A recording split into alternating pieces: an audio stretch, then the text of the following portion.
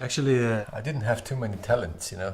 I was quite good in drawing and I was quite good in tinkering and repairing stuff.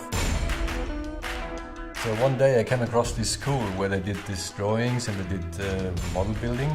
And since I was always into bikes, so I thought this is something I can do. So I think it's quite a natural development that I became a motorbike designer.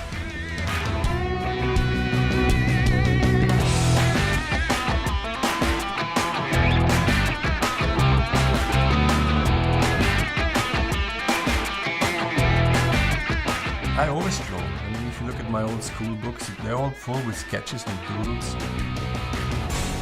And it's not even conscious. It's kind of a flow, it just happens.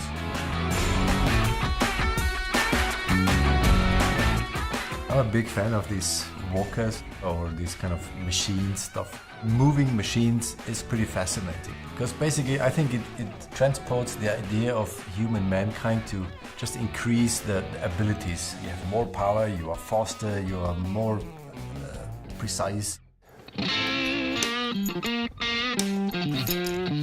Aber der hat eigentlich dort schön passen, oder? When I was young in my family, if something was defect, we didn't call a craftsman or something. We always tried to fix it ourselves. I mean, at the end of the day, we ruined lots of parts, like the iron of my mom or something like this, the washing machine. But we learned quite a lot. My first bike I had at the age of 17, and of course it was an old bike, so yeah, you have to fix it. I mean, the piston was always kaput, and along with riding bikes, you learn fixing bikes. When I was young, I had to sell a bike to get a bigger bike, but it was always like giving away a child, more or less. So I told myself, whenever I can afford it, I don't want to give away any more of my bikes. So this is why I ended up with 16 bikes now. The K1200R came at a time where BMW motorbike was already consolidated, I could say. So I did a pretty provocative design. To my big surprise, this design was even chosen. It was a design which was not really reasonable just by technology, quality, precision, but also by emotion. And that was pretty new and very different from the designs before.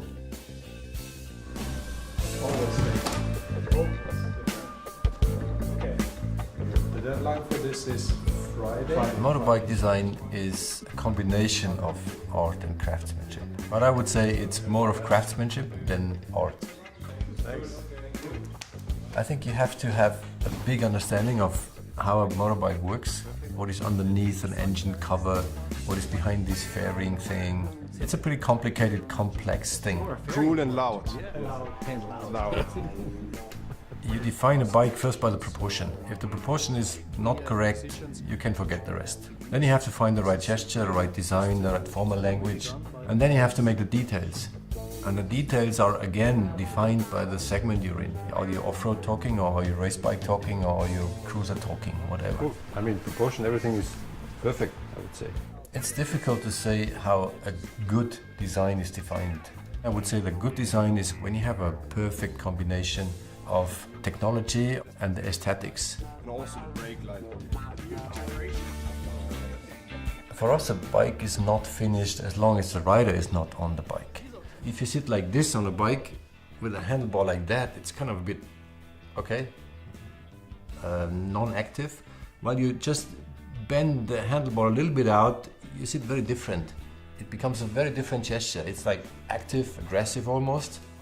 And of course it transports your image and your feeling and your mindset to the outside. A motorbike is the biggest accessory you can wear.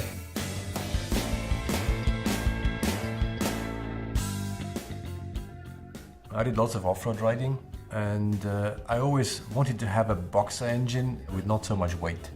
Finally, the job came along that we had to do a new GS. Basically, I did the bike I wanted to do for me. That was actually the R1200 GS. I really believe that R1200 GS was the bike which put BMW Motorrad on the map of global motorbike manufacturers. It was actually the best sold plus 750 bike worldwide.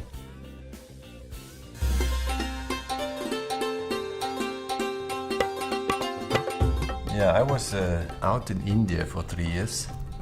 The decision to do this was a very personal one. I mean, I kind of saw myself on this railroad track, you know, and you know exactly what you're doing until retirement. And I was a bit scared about this, you know, so I thought I want to do something else for a certain time. So I worked in Bajaj Auto Limited, which is a very well-known company in India. They build 5 million bikes per year. I was Vice President R&D Product Design. Every day you see something really exciting, something really cool. It was a big adventure somehow to me.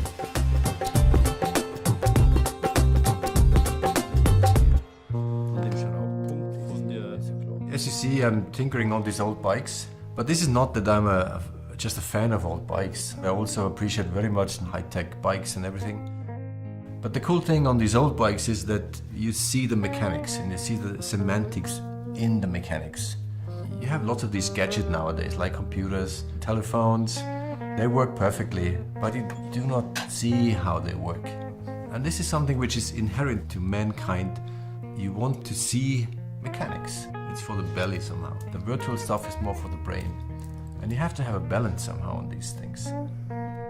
To a certain extent, mechanics is the luxury of the future. Good. I actually customized an R51. I mean, this is like 10 years ago or something.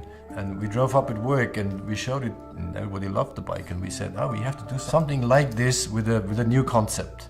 And then we did this show bike, this custom concept. It took a while, but we achieved it finally on the R9T. I mean, everybody loves this bike. Yeah? This is so nice to see. And you don't even have to explain anything anymore. Our claim like precision and emotion, this is kind of self-explaining on the bike, which is, I think, also a milestone in the company's history. I think in 10 years we will look back and say, man, this is a real cool bike we did.